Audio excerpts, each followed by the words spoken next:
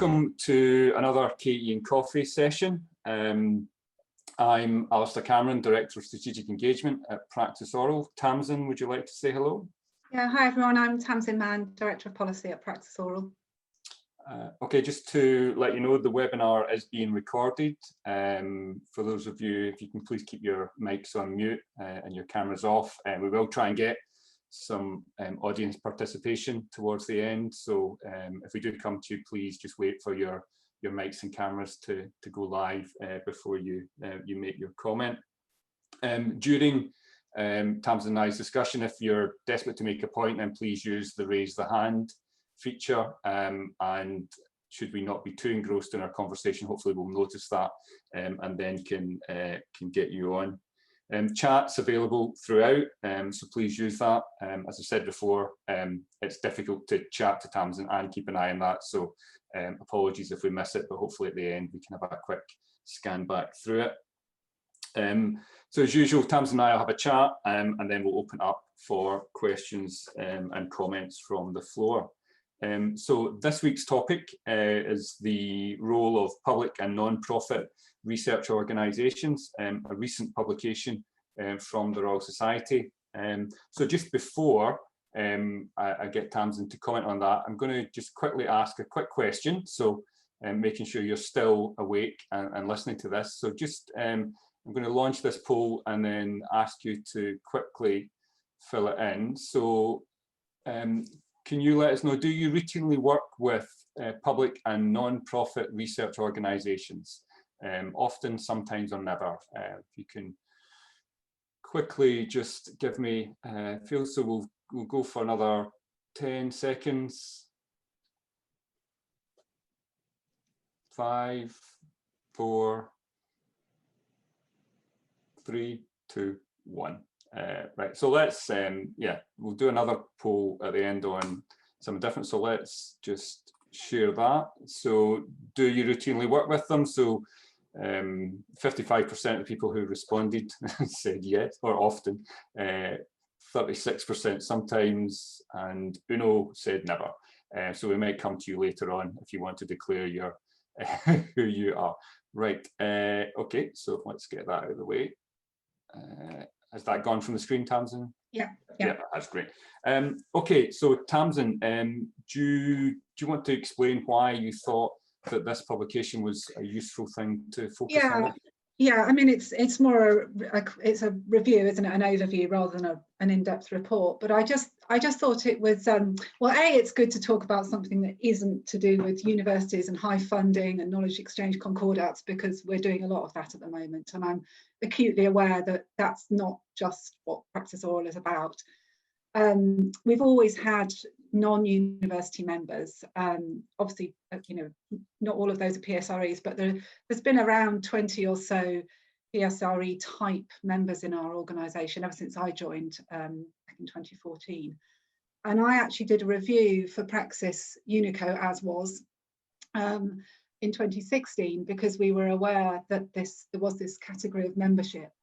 I think there must have been another report out around that time, possibly the work that IP Pragmatics had done, which I might get Rupert to just comment on later.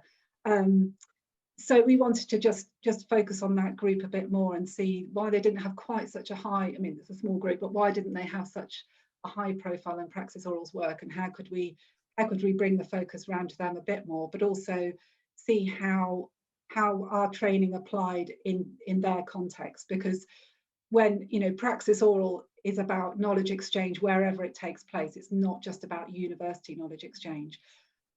But certainly from, you know, my role in policy, I've been pushed more and more towards focusing just on that, you know, university knowledge exchange. So when I saw this pop up in my Twitter feed, you know, I thought, well, this is a good time to just re-examine this landscape and see how it's changing. The other thing I should say is that over the past couple of years, I and several other members of the network have been involved in discussions with the Treasury, who launched a report called, it was something like growing value from intellectual assets in the public sector.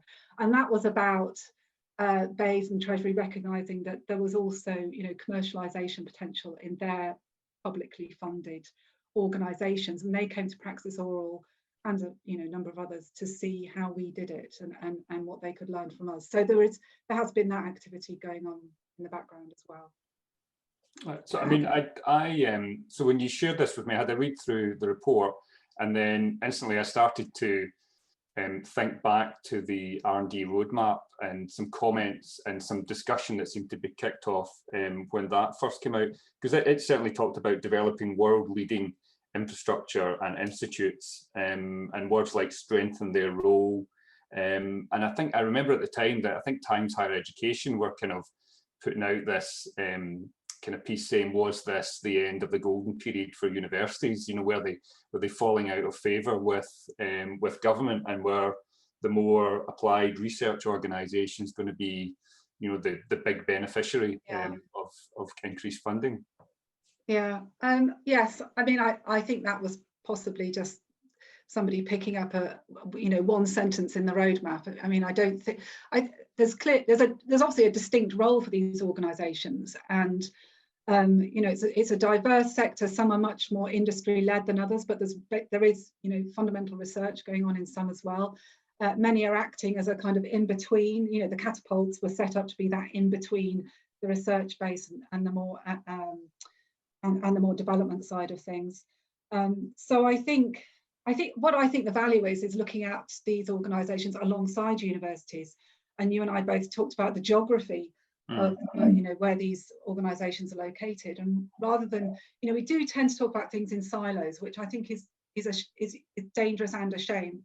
Dangerous because it leads you to conclusions that may not be recognisable to people on the ground. So if you look at the geography of the PSREs alongside that of universities, you might see a more even distribution of the kind of research intensity, for example, or a particular area where there is a lot of development, is a corresponding research base that can feed from or not. So it's important in that kind of place-based discussion as well to bring these organisations into the discussion. So I guess that it's interesting to explore that kind of symbiotic relationship they might have with the HE sector. You'd made the point earlier to me that they do provide a destination for postdocs, and are they potentially organisations that can take a bit of the pressure off universities as being the answer to everything in terms of government policy? I would have thought so. I mean, I will hold my hand up. I've worked in a university. I have not worked in a PSRE. But if you look at the list and you look at some of the specialisms, clearly some have been funded for a specific role in a specific sector, or with specific industries in mind, and that's something that universities don't want to do or can't do. Their strength is in the diversity of their research base. So yes, partnering with a PSRE where you want to maybe drive a particular specialism would seem to make sense to me, and yes, take some pressure off, possibly particularly in that area of commercialization where you might be able to create more more intensity of activity by partnering with a PSRE and a few universities than just trying to do it alone. So maybe that conundrum of scope and scale would come into play as well. And that's where I suppose when the review has the case study of the Norwich Science Park, where you've got the Quadram Institute, which has joined PraxisAuril recently, and the John Innes Centre, and obviously UEA around that, creating a real locus for that kind of agritech. So they're part of that R&D landscape. So I mean, I guess the question that jumps to mind: universities are under increased pressure to demonstrate, impact for the activities we do. How do we have a view as to how these PSREs are measured in terms of getting their research or their knowledge out to society? Not that I know. Not as a collective base. Although I would imagine that the Research Council institutes will be assessed individually and as a group. Similarly, the government will be assessing each of its labs and institutes individually, possibly as a group. But there's nothing equivalent to the HEBC data. That would be quite interesting to see, wouldn't it? To do a KEF for the PSRE sector. PSRE wouldn't want that, actually. But yes, I'm sure there have been, this review by the Royal Society may well be a precursor to something more in depth. And I should say, we have to recognise the work that Airto does in this space, with its research technology organisations, and they have done reports on, I think they got a review done by Oxford Economics in about 2014-15 about the contribution of their membership, that sector, to the economy. And they've more recently put out a report called More D Than R, so focusing on that development aspect rather than talking about the industrial strategy always from the research, from that basic research point of view. Yeah. So does it?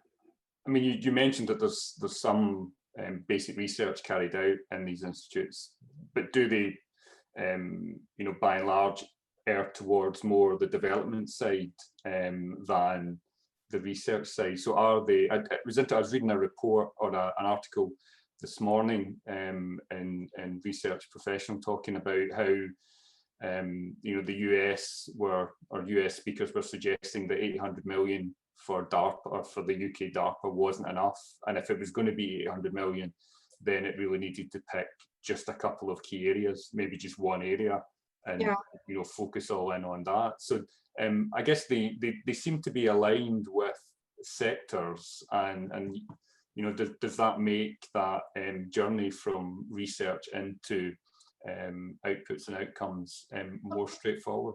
Well, I guess at quite a basic level, it just makes them more recognisable, I suppose, to industry, to investors. If you're interested in a particular type of technology, then it's easier to recognise something that is advertising itself in your space as a potential collaborator than going to a university where it may take you a little while to identify where it is you actually need to engage, whether that's at a disciplinary level or just to find the knowledge exchange office. So there's that proximity, isn't there? I remember when we talked about SMEs and we looked at those reviews that Andrew Johnson had done, and he talked about a common language, the common language of business, the common language of the sector that your business is in.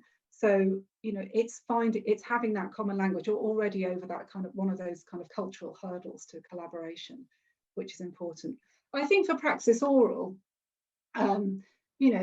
the common thread obviously is the KE. It's the knowledge exchange activity where you've got the same skills being used regardless of what sector the organisation happens to be in, and that's where we want to engage. It's about understanding maybe how the different kinds of challenges that PSREs might face.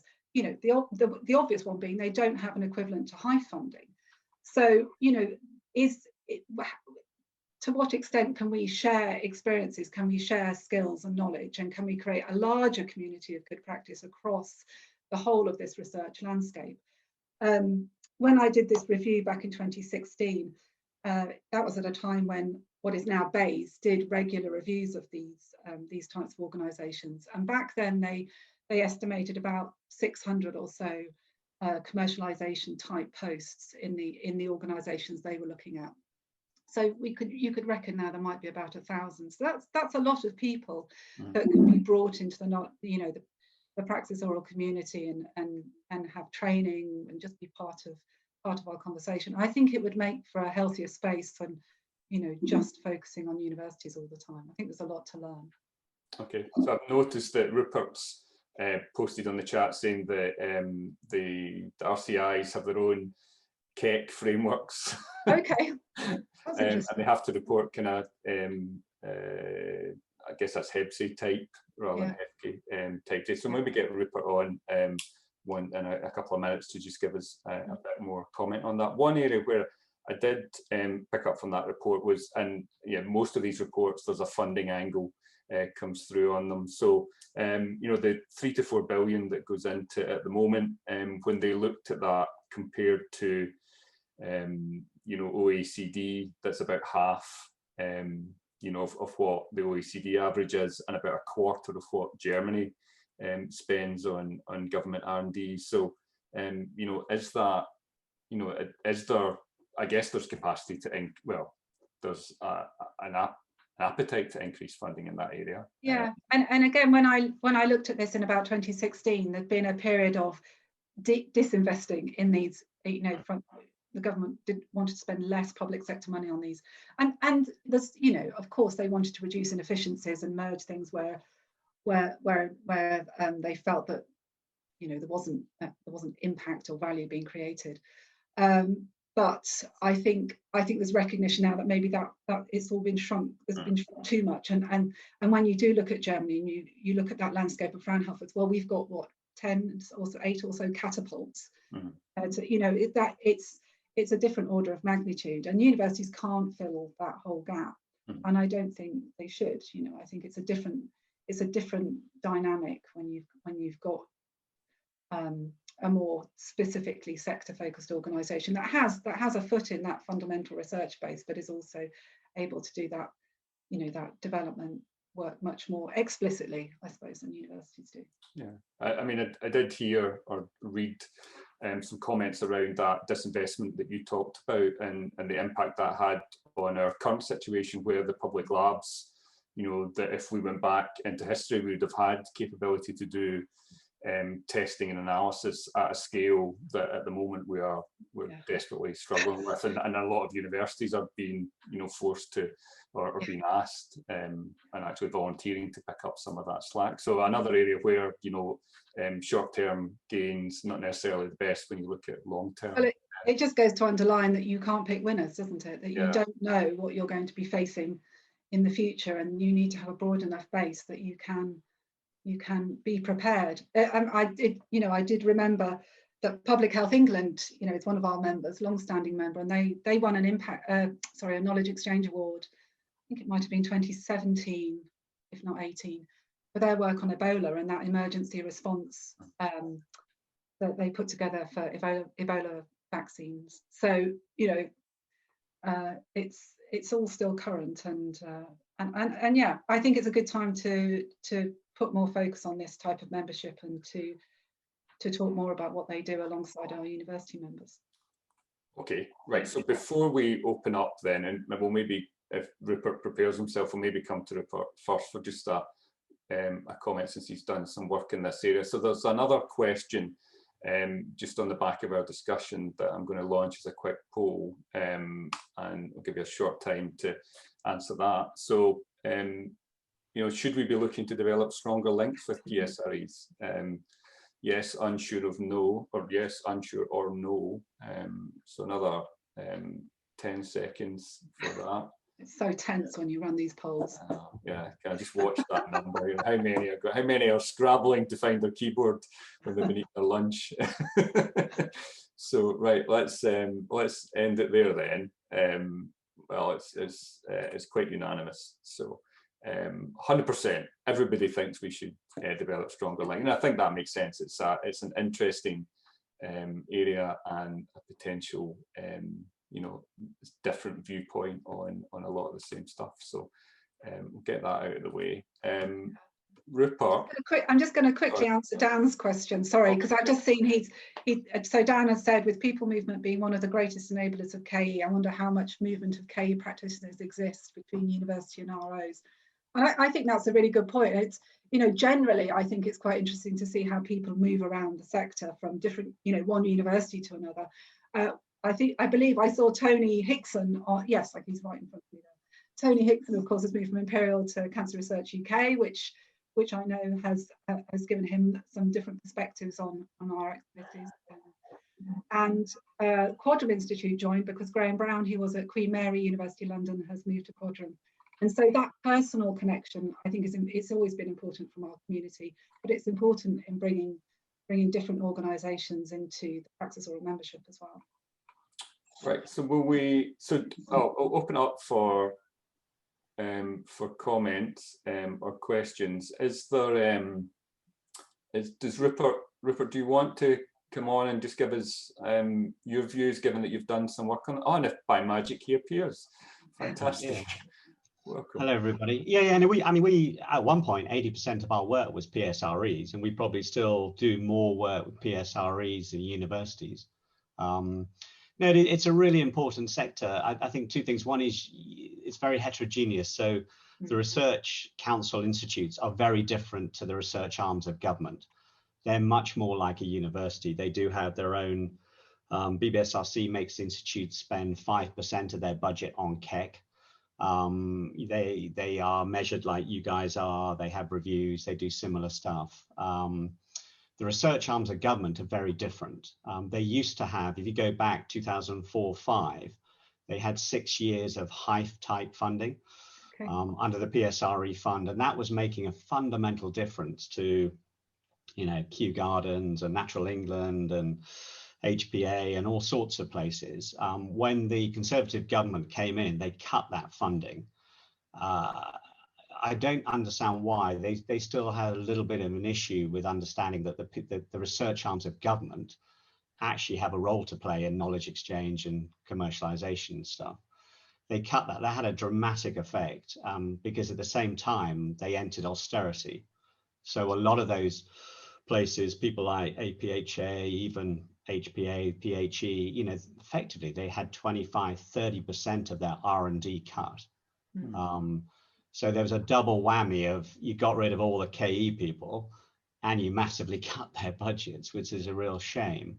But you're right, Tamsin. I think now, and that report on, assets in government, they're now realizing why the hell they ever forgot about it, that these guys have the most amazing capability. If you want to do vaccine development and animal health, go to Pirbright, go to APHA. They can do everything. Actually, they can do more than a lot of companies can do because they have containment that even the big animal health companies don't have.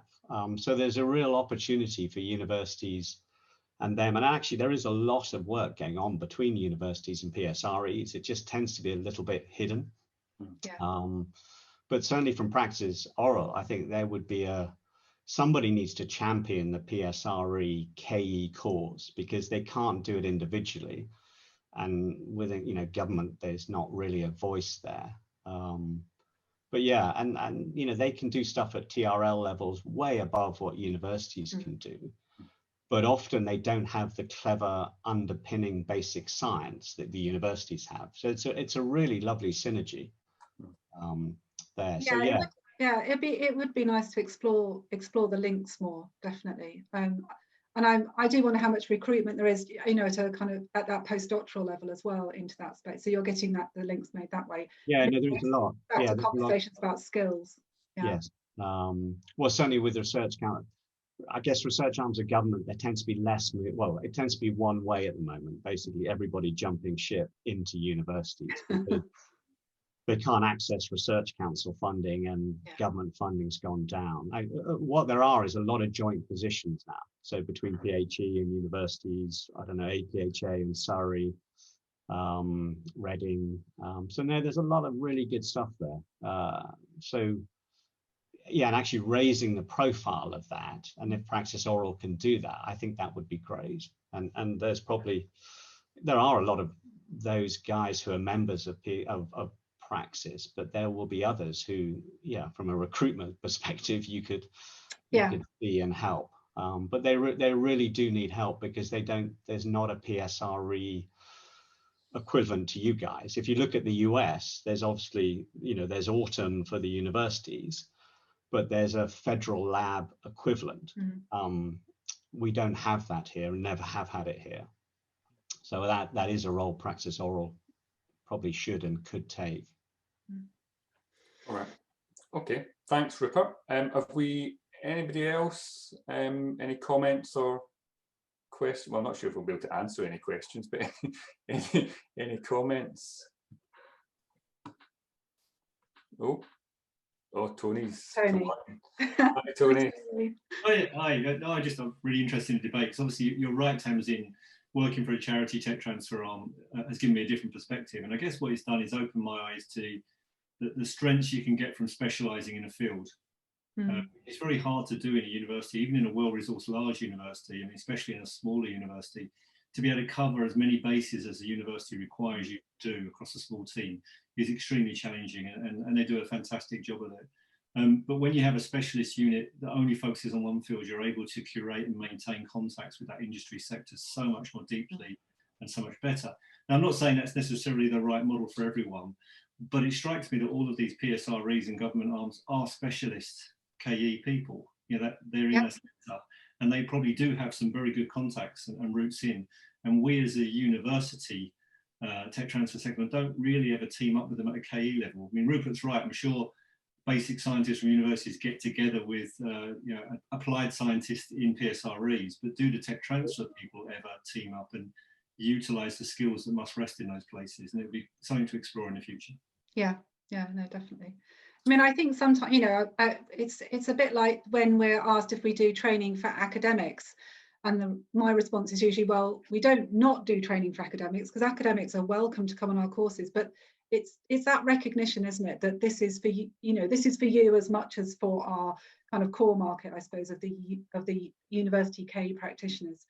So I think there's to a certain extent it's letting people know that we are about KE wherever it happens, and if you happen to be in a PSRE, you're welcome to come, but then we need the right context, we need the right case studies, and we need to make people feel like they're not the only person in the room who's not from a university, and that they are going to be listened to, and you know, that exchange of knowledge is going to happen. So yeah, so I noticed a comment from one of our course directors, David Brownlee, saying that on his courses they always talks about PSREs, other funders and everything. So yeah, that's David, a plug for his courses, saying that PSREs are welcome and included on the stuff. So that's us almost out of time.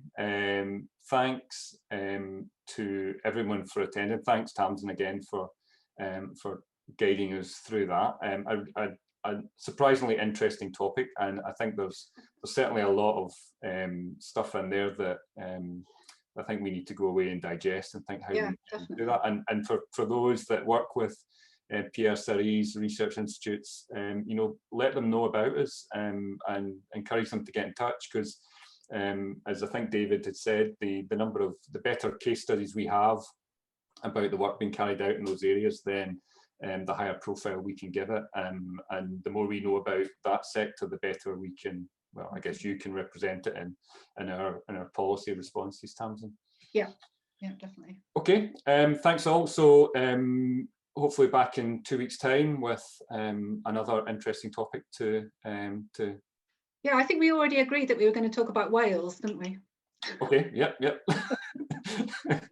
Yeah. So there's a recent report about how Wales and how their universities are committing to, you know, I guess, innovation in Wales and making it a more innovative place. So we'll pick that up and have a conversation about that. Okay. Okay. Thanks all. See you again. Have a safe time. See you. Bye. Bye.